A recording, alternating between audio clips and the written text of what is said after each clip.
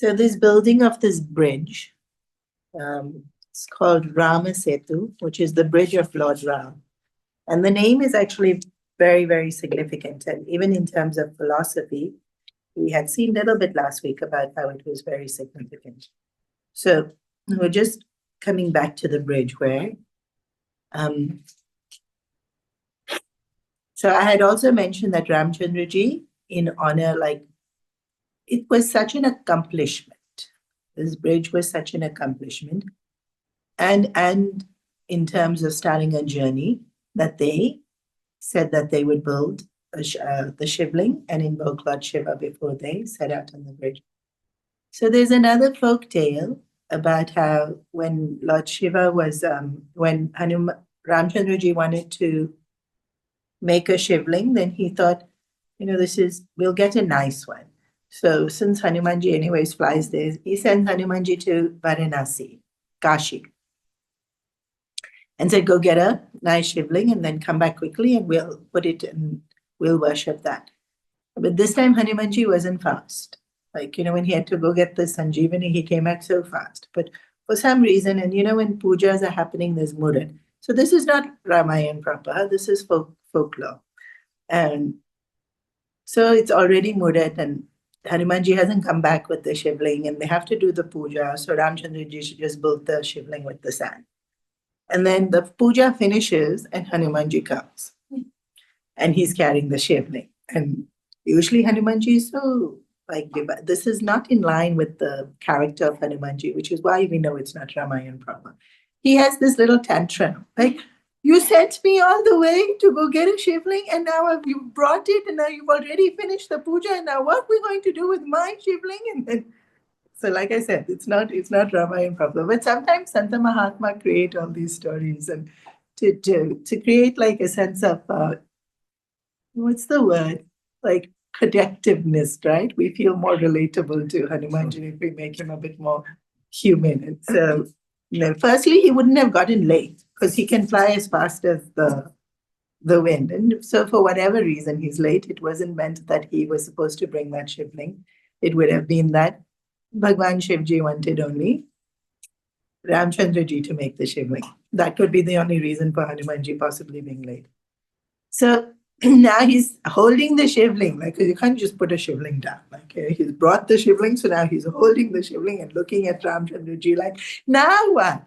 And so Ramchandraji says, okay. Well, mine's just made of sand, so just push mine aside or take mine out and we'll put yours. And then for permanently, your one will be there. So then fine. Hanumanji gives the Shivling to Ramchandraji and he tries to take it out. And of course, that's not going to move because Ramchandraji has done puja to that Shivling. And so, of course, it's not going to move. And, that bhav and that faith with which he has done. So, Hanumanji then gets back up and looks at Ramchandraji your Shivling's not moving now.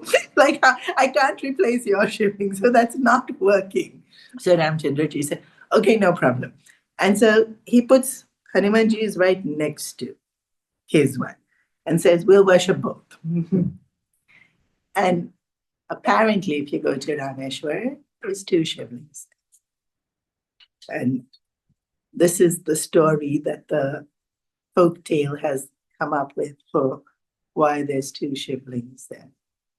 And, many reasons. Maybe the one made out of sand, they thought potentially won't stay. So put another proper one there. But I don't know. I actually haven't been to Rameshwar. I should ask people in Chennai if the two Shivlings are there and if there's another story. But I thought it was very cute that this Hanumanji wanting his. This is the only time you see this kind of character being depicted by the way Hanumanji stories are told. But also when you have that kind of love with someone, there's that little bit more familiarity. So then they start, so they're going to start on the bridge. So it's night already. And they're talking about how, even today, if you have to build a bridge, 3 months would be considered fast to work on a bridge. Yeah. Not even a very sizable one. But if you think, even here in Hong Kong, when they've built, because we see them come up, right? It's a task. It's not like it's just. And so here they've built it in a matter of days, like 1 week, and the bridge is built. It's a phenomenal accomplishment that they have built it so quickly. And this is definitely that there's so much grace in this, and it's Bhagwan's will. So the fact that it's called Rama Setu, Rama's bridge, is, in the Gita, there's a verse that says, Yada Yada Hi Dharmasya, that Bhagwan will come down every few years to protect Dharma and remove adharma. And when in that verse itself, when we explaining it in the Bhagavad Gita, like the protect Dharma usually gets depicted like this, that all this fighting of wars. There's Ravana and they fought a war, and now Ravana is killed and Dharma is protected. But actually that's a very Balvihar way of explaining Dharma and Adharma. Dharma and Adharma are not these phenomenal battles that take place with warriors on a ground. When we say Dharma Samraksha, like to protect Dharma, usually it's seen that we all walking. Sometimes it's described as a river flowing. And in fact, just now in chapter Mundakya Upanishad class, we saw it. So the minute you're born, death is your final destination. And so it's like river flowing. And you're going to get there. And then life is seen as this full journey, like from wherever, top of the mountain, in the case of a river. But of course, in terms, there's no physical location for our lives. And then you go through the whole course. And then Gurudev used to even say that the river is actually gushing. Not all rivers, some rivers are more calm, but very often, especially when it's a slope, the river is gushing. And so with our life too, there's this force with which we move forward. And so our lives can always also be seen as it's like this path, right? Like this journey. One, it's a journey, and there's this fixed path on which we walk. And then sometimes Mahatmas have said that the river's life and we are like logs. And I think they still do it. Like they cut the trees up in the mountain, and then who's going to carry them down, and then throw all the logs in the river, and then the river just carries them down, and then they catch them somewhere, wherever they need them at the bottom. And so this image of logs floating in the river is not uncommon. And so this analogy given that the river is life. And we are all and logs. And so in some ways, two will travel together for a while, or you don't travel, and then you alone, and then you come together. And so one analogy is that, logs floating in a river, and you will come together for a purpose of time, and then life is just dragging you. But whether you're a log in the river or you're the river, it's still that there's this definite path, and there's this definite destination that you're going through. And if you think of it as the life is the river, then this path, so in a river, the log has to follow the course of the river. But in life, we don't have to follow a course. We constantly have choice, right? So first choice will be go in school, study, don't study. For some people, it's go school, don't go school.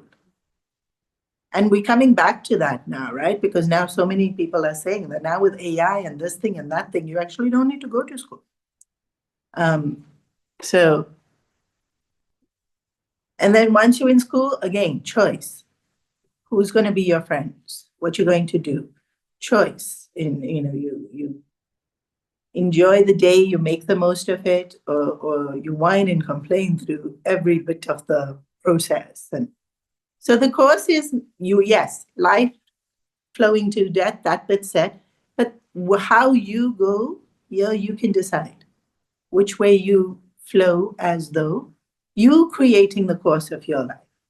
And then sometimes, you'll I don't know if we actually see it. I haven't actually seen it firsthand, but you'll read and you see movies. Wow, like the lives they choose, like if they've joined the mafia or they like there's that Shantaram book that became very like it's talking about Bombay only. But like is I never been to that Bombay. Oh, and what all is happening in the slums, and then literally murdering of people and stealing, and it's a life so foreign to us. And but even if you talk about okay, not crime and all of that, maybe not that extent of tamas, but so even just like the whole clubbing scene and the whole jet setting here, there, everywhere to be at this party or that concert or that's also like a whole different world uh, to me. my world is Ramayana class Thursday nights. So we can walk very different paths, even though we're all going to the same. Yes. Yeah. It's like this very humongous freeway. Rama Setu is creating that this path is okay to walk on. Like you can walk here, you can walk there, you can walk anywhere, but this path is what you should stick to. It's Rama's path is like that, it's the bridge of Dharma. It's that pathway which stay here and you'll reach Ram. Otherwise, you reach death. There's a difference. We'll reach death for sure, guaranteed. Reach Ram, not sure.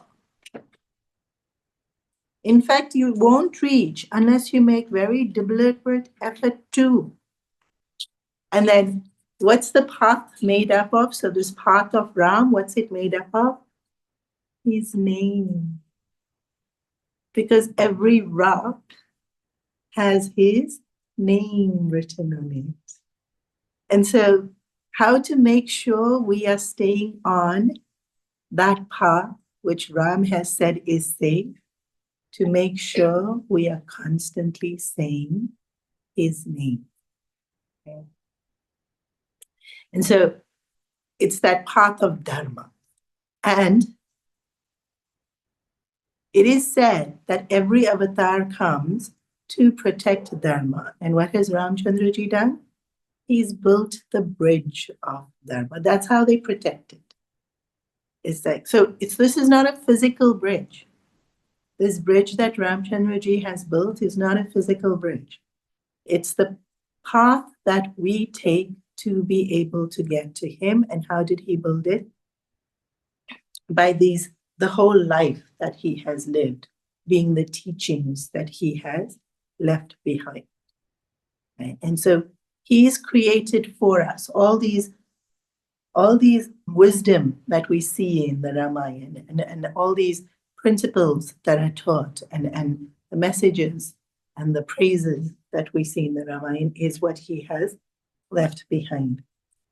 And then, we saw that Ramchandraji we see that Ravana just flies out of Lanka.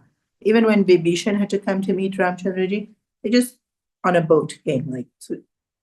Like what was so great about Ramchandraji building this bridge? Like Ravana is able to move, Vibhishan also was able to move, Hanumanji was able to jump.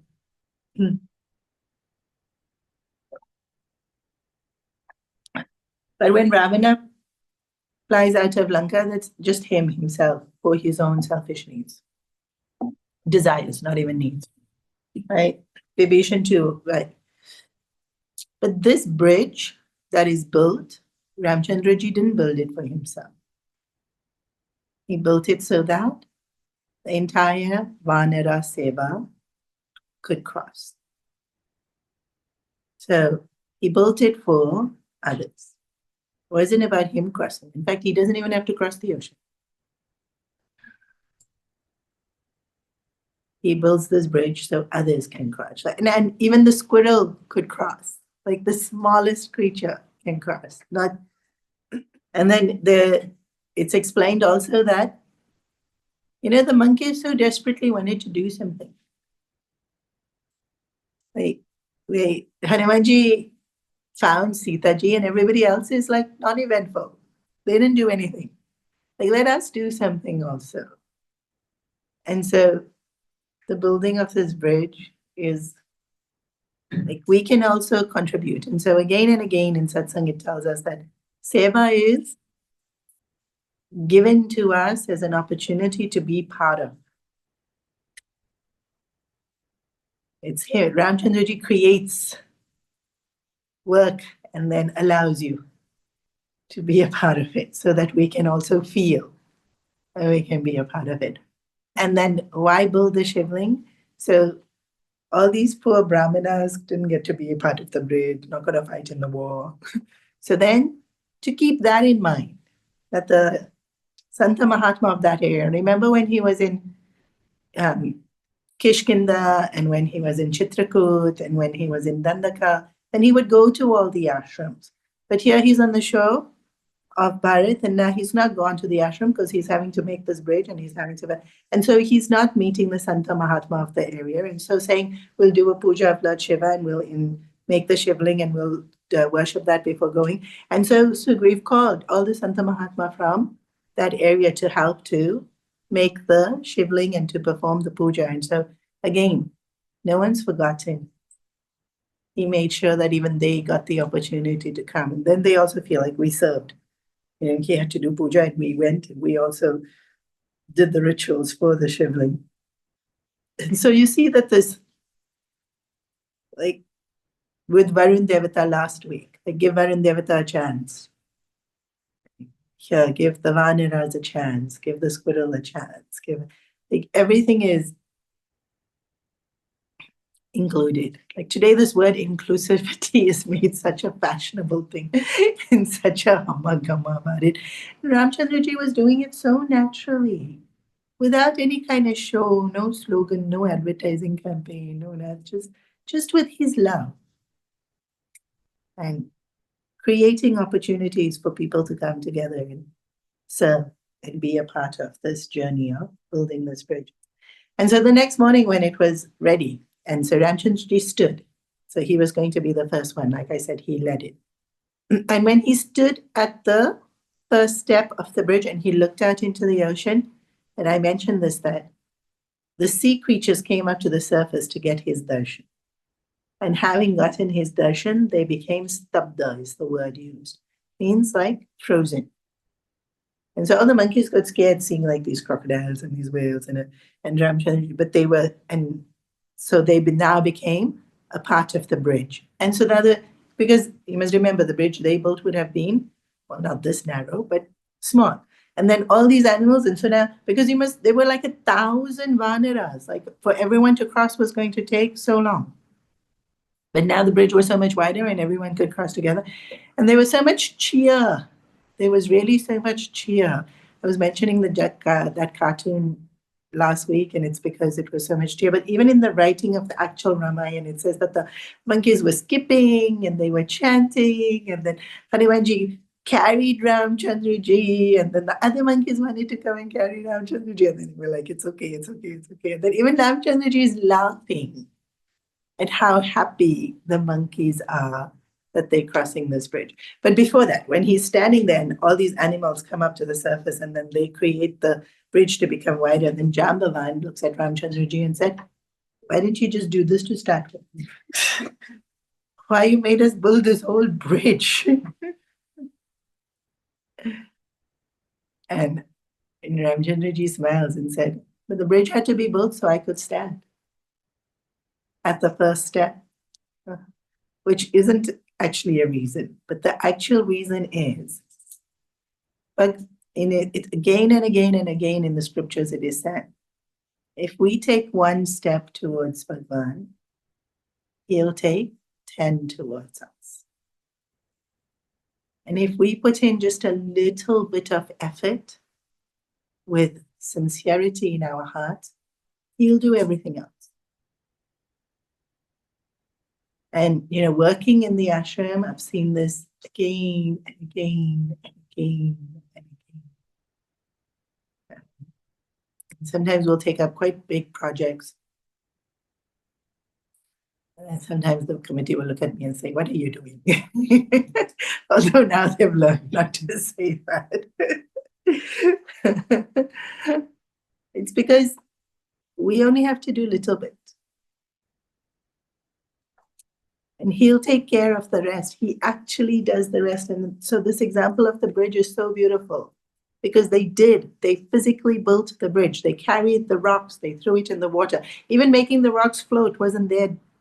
That was already grace.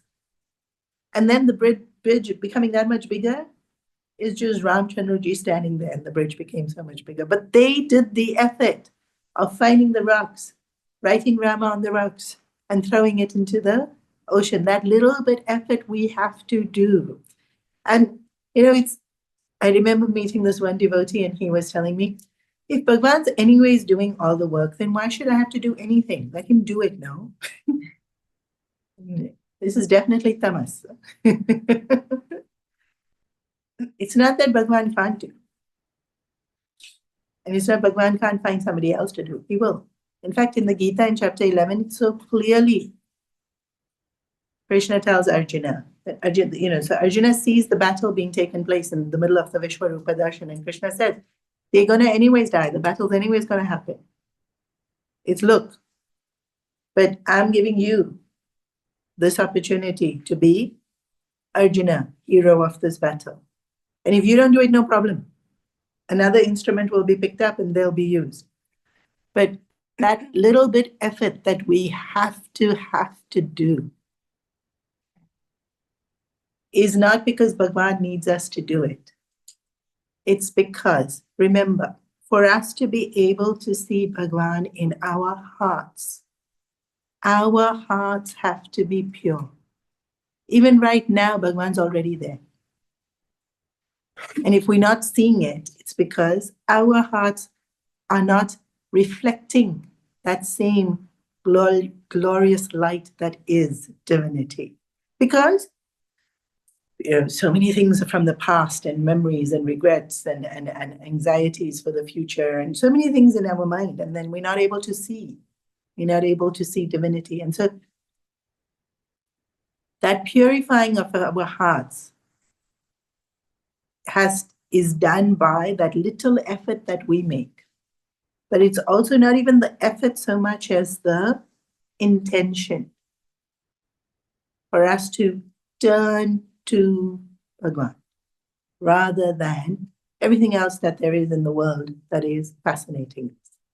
And so it's that choosing Ram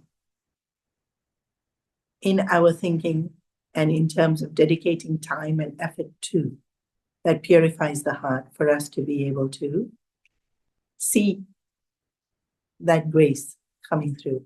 Otherwise, grace is working, but we don't see it. We don't see grace working. Like even with the ashram and these extraordinary events that we had, and sometimes people will come in and they'll say, it was such a lovely event, but they couldn't see the grace that happens in it. They just see event. But the people who worked see grace. They see Ram. They feel his presence. And so the effort that we're putting in is for us to be able to see that we are on that Rama Setu and he is with us. So now they cross the bridge. So very happy, very cheerful, very enthusiastically, they are crossing the bridge. And they get to Lanka. So when they get to Lanka, of course, they're going to meet many Rakshasas. And now the Vanaras are on a new thing. They'll catch the Rakshasa and they'll make the Rakshasa say Ram. And if the Rakshasa says Ram, they'll let him go. If he doesn't say Ram, they beat him up completely. And they threaten. Now this is their new thing. Now that they know every Rakshasa is scared of their nose and ears being cut, this is the new thing. They'll say, yeah, I'll get your nose. And then Ram, Ram, Ram. All these Rakshasas screaming Ram, holding their nose, screaming Ram. The monkeys really had fun. Huh? Like, I don't know if the Lanka army had fun fighting this war, but the Vanaras have had lots of fun. Like they're skipping over the bridge, they're catching people and making them say Ram and teasing them with their nose. And then, like, yeah, you don't feel like it's an army going into battle. They're like on this mission just to have everyone say Ram Chandraji's name. And then they get to Lanka, and then they set up camp on the shores of Lanka now. And these Rakshasas that have been caught by these Vanaras, and some of them have been beaten because they didn't say Ram, then they go running to Ravana, and they hear and they're doing this, and now you have to help us, and how could you allow this to happen? And they in Lanka, they in our home, and Ravana's done. Like at first, the sentence is not getting created.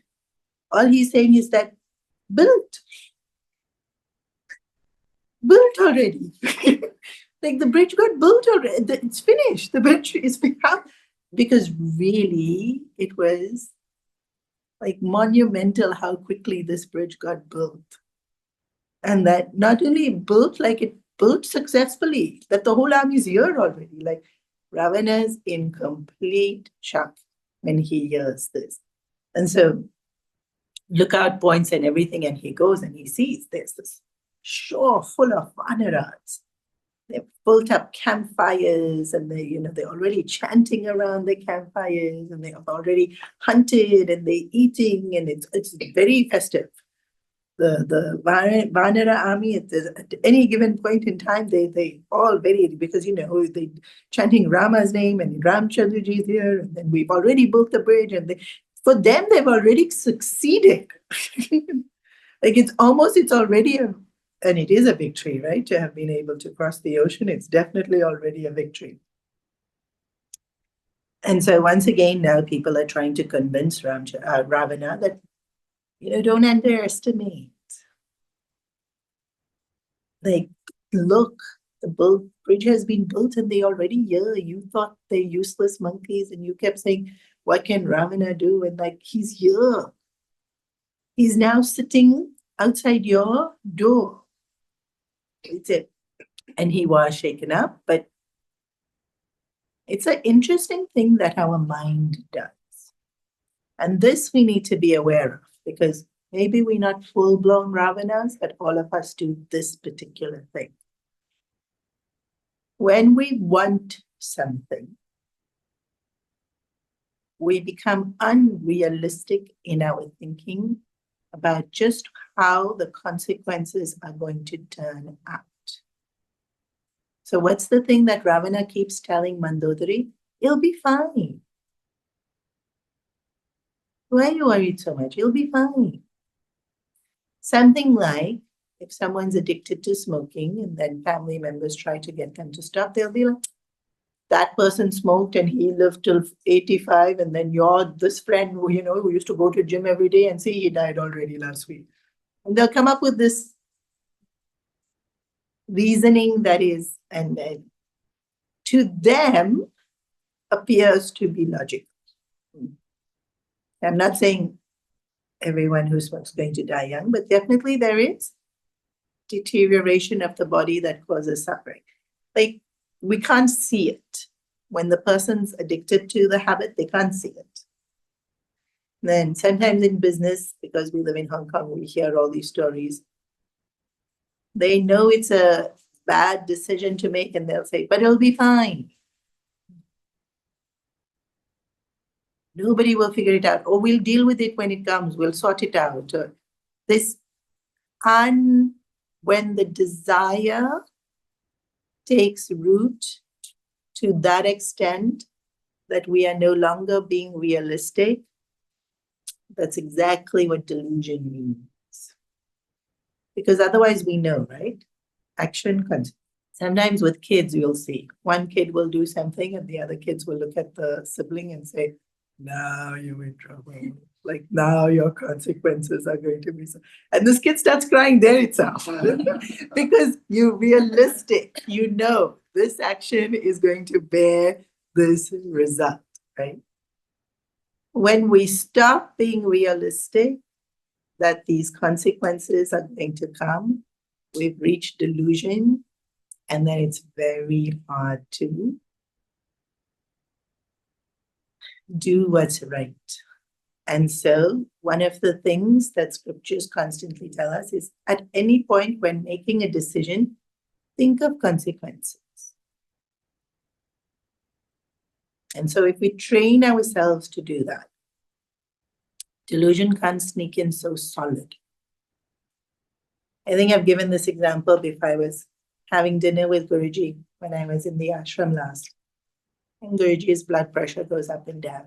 So there's times when he doesn't eat salt at all, like zero salt in the food. And so sometimes he'll joke, everyone think you are so lucky having dinner with me, but your food has no salt. And it's totally fine. It's better to be with Guruji than have salt in the food. And then he'll giggle. And then he'll put salt in my food. Like, you don't need to suffer. I only have to suffer. And then people will send different things for him, knowing, like, Guruji used to eat this at my house. He's not coming anymore, but they send it to the ashram. In Bombay, there's so many devotees that are there. And so that particular day, somebody had sent. It wasn't even something very fancy like a samosa, huh? Yes, samosa is fancy.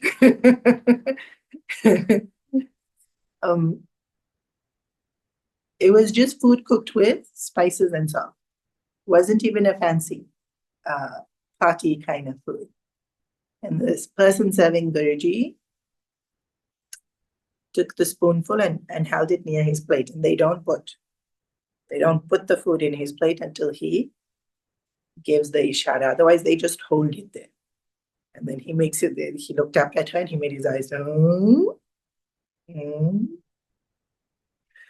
And what he said was the Sanskrit proverb, which is exactly this. When doing the action, think of the result. He's just eating dinner. And of course, it's his health and it's his well-being. And so, yes, you have to think of the result. But we make it a pattern. I'm about to say this. When doing the action, think of the result. And so small things when we already practice this, then of course, when we're doing big things. Even this example I've given before, I think it was George Washington, who was very famous as a president for not being harsh, being very careful with how he said things to the people around him. And I think the war was that around the time when they had that war? That North-South war, right? The Civil War, the getting rid of slavery, right? It was around that time. I have very, very little knowledge of American history. All my knowledge of American history is Hollywood. So it's probably very bad. But this is not in a movie. This was in a character assessment of him. So there was some general in the war and he made a careless decision. And something like 300 soldiers died because he made this careless decision. And so George Washington wrote a very harsh letter. Because you think of all those families that lost their sons, right? Apparently, it was a very careless decision that could have been avoided. Because otherwise, generals have to make difficult decisions, and then, sometimes you don't know what's going to happen, and people are going to die. It's a war. But apparently, this one was something that could have been quite easily avoided. And so, this harsh letter, when his term finished, and they were clearing out his desk, they found it filed away. He hadn't even sent it. And like people say, it's because when being harsh with another person in the way we speak,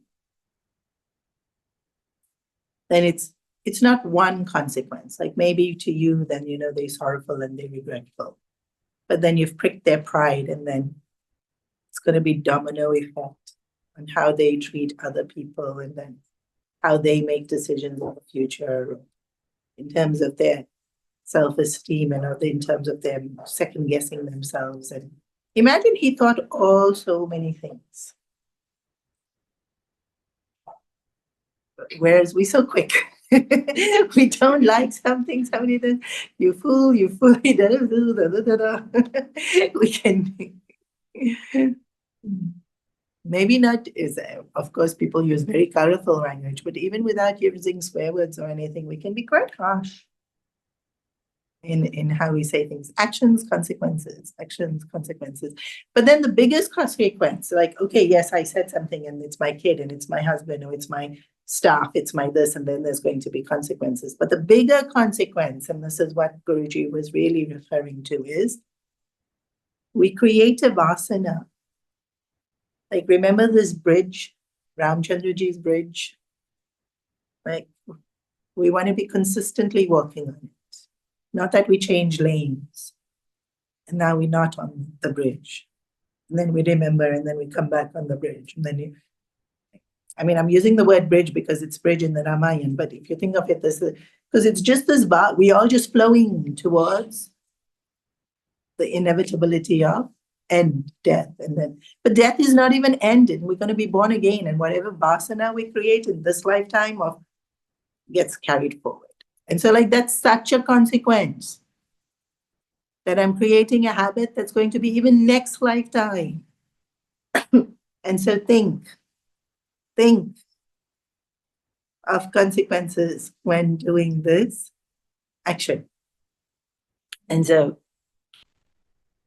Ravana is now very aware that Ramchandraji's army is there, but he's so deluded, he can't see. And so Ravana, as I mentioned, had 7 sons. And so Mandodari is the first one. Mandodari is weeping, begging him, don't do this. Like, the bridge was built in less than a week. Can you stop underestimating how powerful Ramchandraji is? He's not listening. In fact, even Mandodari repeats what Sitaji said to Ravana, which was, if Ramchandraji is the sun, then you like a firefly. And this Mandodari saying it to him. But he still hugs her. Huh? Like, Mandodari is the only one who gets away with saying anything to Ravana. But he's still saying, don't worry, everything will be fine. And like, delusion really takes a hold. And the reason I'm pointing it out is because it's so easy to see in Ravana how delusion has really grown roots in his mind. But now we can't see it in ourselves. But when we hear in satsang that delusion takes roots, then sometimes when people tell us you're being foolish, we should listen. Am I being foolish? Especially when people who have our welfare in heart are saying something, then we must remember, like Ravana, our delusion could have grown roots, and maybe I should surrender now and listen to them. So Mandodari is like holding his feet, trying to not let him go. And at one point she says, I'm going to tell Indrajit to take Sitaji and give her back. And at this point he gets very scared because she could, and Indrajit would listen. And so then he really tries to pacify. So strong is his desire. And then he has one son who you don't hear of often. His name is Pulasya. Where is his name? He actually is the only one that tells his father, don't do this. Means he agrees with Mandodari and he tries to tell her. He tries to tell Ravana to give Sita Ji back and not to fight this war. And so he doesn't listen. So you see here that Bhagwan gives so many chances. Vibhishan told him. His Nana, grandfather, told him. Mandodari has told him so many times. Now his son is telling him.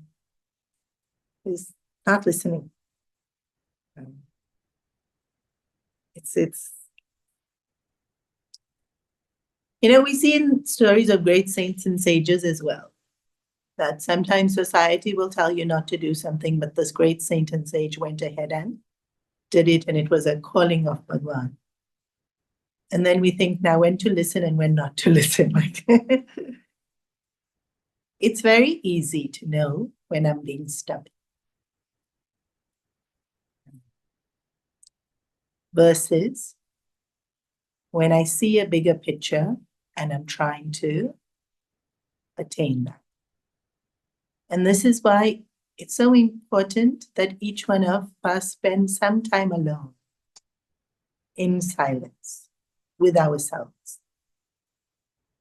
Because maybe we won't be honest to the world, but we can't be dishonest to ourselves. And we will recognize when we're being stubborn. We most definitely can recognize it. So when others give feedback or guidance or suggestions, how willing are we to listen? Not just listen. How open is our mind to be able to see the logic of what they are saying and the potential of what they are saying? This is all introspection. And I touched on it last week already. But on a normal day, you'll agree with me. But when delusion and desire takes root, this is why I'm repeating it, because those are the days we need to remember to be able to listen or to see for ourselves in our past when we've been so stubborn to get a particular desire and we've bulldozed towards it. And then the ripple effect of the hurt that we have caused everybody else around. So now Vanarasena is in Lanka and Ramchandraji says, instead of just starting and declaring war, let's give Ravana one last chance. And so this time he chooses Angad. Angad is Bali's son, the crowned prince of Kishkinda. Sugriev's, I don't know if Sugriv has a son, but Angad is the crown prince. Angad is the one that's going to be taking over once Sugriv hands over kingdom. And so he's the right person because he holds that position. Like from a diplomatic point of view now. So Hanumanji has already gone, but Hanumanji wasn't sent to actually talk to Ravana. Hanumanji did that on his own. Hanumanji was sent to find Sita and deliver a message to Sita. But of course, he was very efficient. So he spoke to Ravana also. He did lots of other things, burnt Lanka also.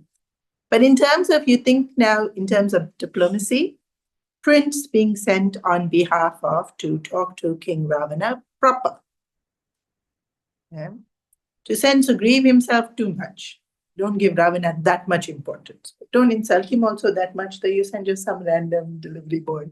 Like he is a king, let's give him that due respect. We do want peace. Like remember, the end result would be we want peace. And so in order to have peace, they send Prince Angad. I think I mentioned this when we were talking about when the monkey armies left Kishkinda. At that point, Angad didn't have so much love for Ramchandraji. Right? Like his father had just been killed, this whole world is toppled upside down, and then now you listen to Ramchandraji, and then you can think of your kid, okay? They're going to be like, yeah, sure, I'm going to listen. Like there was no devotion. But now they found Sita ji, they've gone back, they've traveled with Ramchandraji, they've built the bridge. He saw Ramchandraji be kind to Vibhishan, he's seen Ramchandraji care for all the Vanaras, and so now there's so much love for Ramchandraji. And so that changed from serve Ramchandraji as an instruction given to him from his father on his father's deathbed, and he following the instruction, versus now he loves Ramchandraji. The quality of the work is so different. Because when he didn't love Ramchandraji, when they had to jump over the ocean, oh, it's too far. Now go talk to Ravana, that's not an easy job. They tried to burn Hanumanji's tail. Now you're sending me, it's like you be scared, but now he's not scared. He's actually so honored that Ramchandraji has chosen him to go and be the messenger to do this negotiating of peace and all of that. And this ability to see Ramchandraji's glory is what creates that devotion, which then creates courage, confidence, and that efficiency in action. Actually, Angad already had the potential to cross over the ocean like Hanumanji did. Angad already had. You must remember, they're not ordinary Vanaras. They all had immense siddhis, but he didn't want to. So it was too far, and then you make excuses. And now, so on it. And so when we have devotion, that level of efficiency increases. But how did that devotion come? Through seeing Ramchandraji's glories. How do we see Ramchandraji's glories? Our effort. Like he didn't put in effort before, so he couldn't see the glory. But now that the whole Vanara army was walking with Ramchandraji and he was seeing it, now he's putting in effort. So once again, this is a little bit repetition of what happens with Hanumanji. But Angad arrives and introduces himself as Bali's son. And then the same dialogue that he uses before. You remember Bali, right? The one who caught you and put you in his armpit. And I don't remember the exact conversation, but Angad is to the effect of, we've crossed the ocean and we're already here, and we could have just declared, we could have already killed half your city. But Ramchandraji doesn't want to hurt him. So in the interest of peace, in the interest of the welfare of your people, be reasonable. We're not even asking you for anything that's yours. You've taken what's not yours. We're only asking you to give it back. Return Sitaji to Ramchandraji. But this is the only line he doesn't want to hear.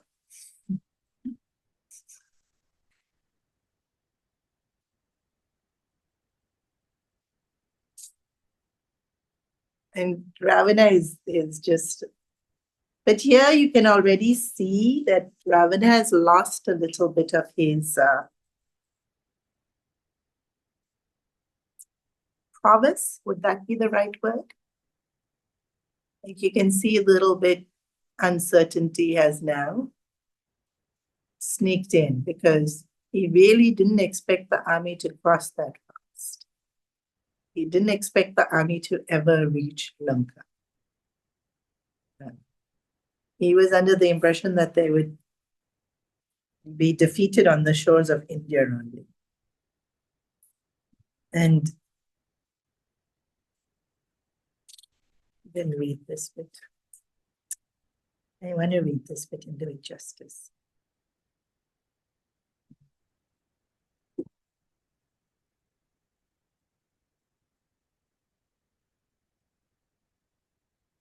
So Ravana does try to,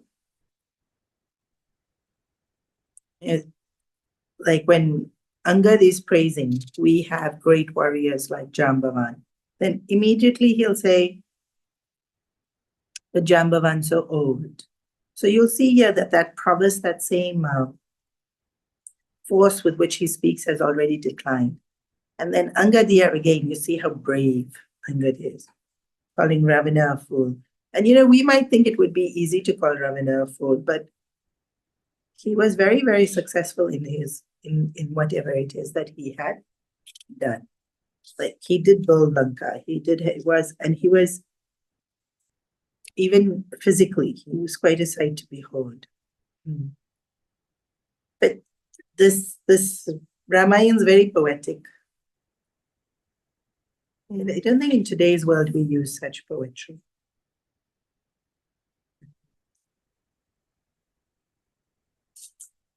So one of the things that happened with Angad, which is famous,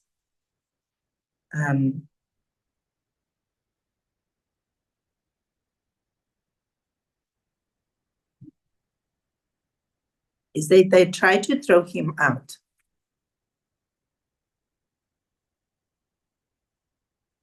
So Angad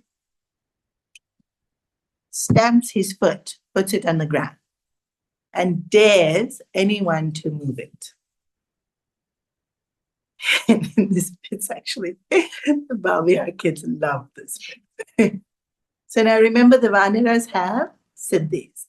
So many, like they're trying to get him out of the court. Now they don't try to burn him, because last time when they tried to burn Hanumanji's tail, all of Lanka burned. So now they're just trying to get him out. Right? Like he's come here, he's tormented Ravana, he's insulted Ravana, he's praised Ramchandraji. Now enough. Like Ravana is irritated to no end with him being here. It's like, just get him out of the court. I've already said no. If you want a battle, we'll have a battle. Now leave. And so he's banged the floor with that one foot, his right foot, and he says, I dare anyone to be able to move it. And so the first, of course, the guards come, and then they try to move his foot, and it doesn't move. And then so more buff soldiers come. Because first just the smaller guards come, right? And this is Balbihar, then that's why you have to. Then the more buff guards also can't move him. And then you've got something like 10 guards all at once trying to move him, and he's not moving. You can't move him. And then finally, Ravana gets so irritated that just move him already, that Ravana comes down from his throne, and Ravana is holding Angad's foot to try and move it. And at that point, Angad says, Are, Ravana, why are you holding my foot? You should hold Ramchandraji's foot. At which point Ravana just sees red. Like he's just so upset. But this whole idea of that Angad was sent on this mission to make a point. And look how beautifully he's made the point. Like he argues all the political things about why peace is so beautiful. He's argued that, we're not even asking you anything that doesn't belong to you. He's used insults on Ravana. And then he makes Ravana touch his feet, only to deliver this message. That touching my feet won't help you. But if you touch Ramchandraji's feet, you'll be saved from all suffering. And so he's delivered his message so beautiful. Because that's the message even to all of us, right?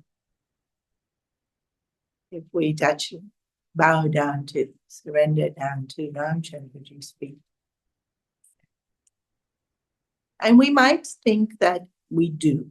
And so it's coming back to that stubbornness in our mind of wanting things our way. Holding on to Ramchandraji's feet is that acceptance of not insisting it being in my way. We do whatever we can to be able to accomplish whatever it is we set out to. But that insistence on it being a particular way. Doesn't have to be there.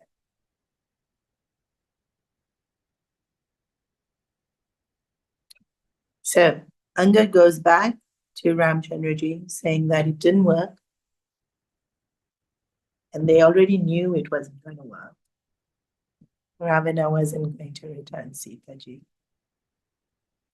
And in the meantime, Trijata and all of them in Ashok Vatika is telling Sitaji that Ramchandraji is already arrived. And there's this whole science of omens that gets talked about in Ramayana. It is said that when a woman's left eye twitches, something auspicious will happen. And if a man's left eye twitches, inauspicious will happen. And so as Ramchandraji comes to Lanka, Sitaji's left eye twitches. So even before Trijata said Ramchandraji has come to Lanka, Sitaji already knew. And at the same time, Ravana's left eye twitches. So the opposite is true for, so if a man's right eye twitches, something auspicious will happen for him. And if a woman's right eye twitches, and this is not, today it's not as prevalent, the science of omen. And to understand that it's not something bit you or your eye is dry, but it's an actual twitch is also interesting to be able to differentiate. But it's there. This whole science of omens is there. Here in the Ramayana and also in the Mahabharata, if you remember, like a crow flying and this thing happened. In today's world, of course, we don't live in a natural setting as much. And so for animals and species, it doesn't work as much. But this, in our own physiology, that difference is interesting. But it has worked. It has been seen. Not that it's a focus, not for us to focus on those details, but it's interesting that Sitaji already knew before she was told Ramchandraji is going to come. And then the last day of the battle, left eye twitches again. So we'll pause here because I didn't read further.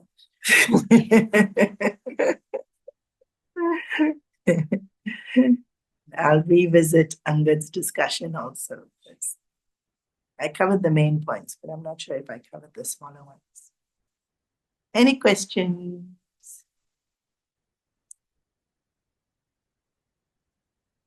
Is there a part in the story where Hanumanji narrates what's happened with the hail and the fire to everybody else? Did Hanumanji narrate what happened with the fire?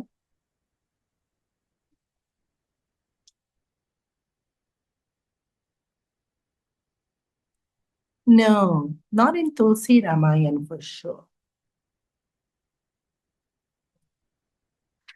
So the monkeys saw Lanka burning.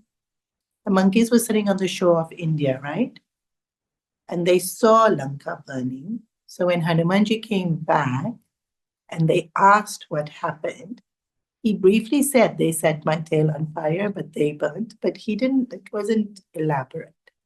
And then they narrate the story to Ramchandraji, but it's not given elaborately, at least not in Tulsi Ramayana. But yeah, to that, doesn't Sitaji give Hanumanji something to give? Chudamani. What happens there? That there? Oh, yeah. But when I didn't tell this, this when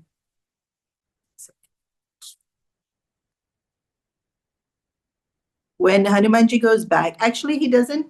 I probably didn't tell it because he doesn't draw attention to himself. So when Hanumanji goes back to Kishkinda with the whole team, they eat all the fruits of Sugriva's garden that they weren't supposed to eat because it's the royal garden.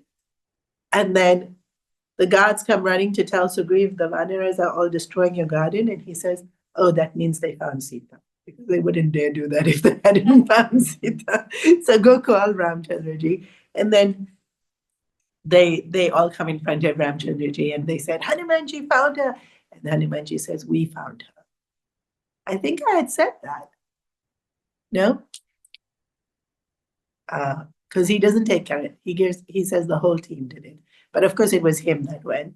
And so he kneels in front of Ramchandraji and he presents the Chidamani and he gives Sitaji's message, which is, don't waste any time, come quickly, was Sitaji's message. And Ramchandraji said to Hanumanji, I knew it would be you that was going to deliver the message. And he's, of course, Ramchandraji is very emotional. Seeing the Chidamani, he tears. I didn't say that? Sorry. Sometimes I get sidetracked by the philosophy. The smaller nuances didn't get taken care of. Yeah, then there's, because of that victory of finding her, all the Vanaras were so excited that they're all going to go rescue her now.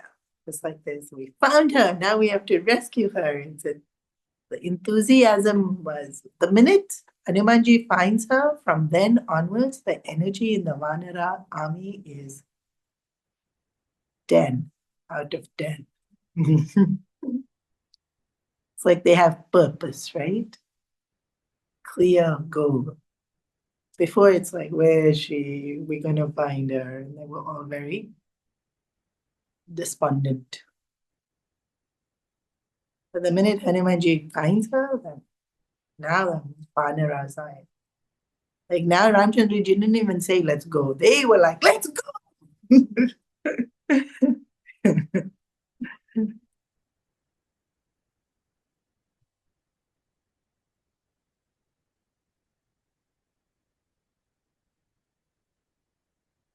Maybe, yeah. I'm thinking if there was any other detail. I don't think so. Like I said, it's very poetic. I'm not doing the poetry of the conversations.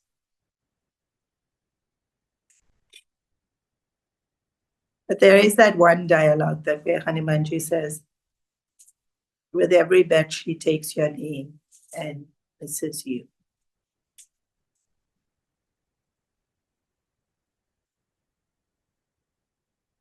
Even though she's lost all her weight, she's not lost her tej because you alone are in her heart. There's some very beautifully poetic lines.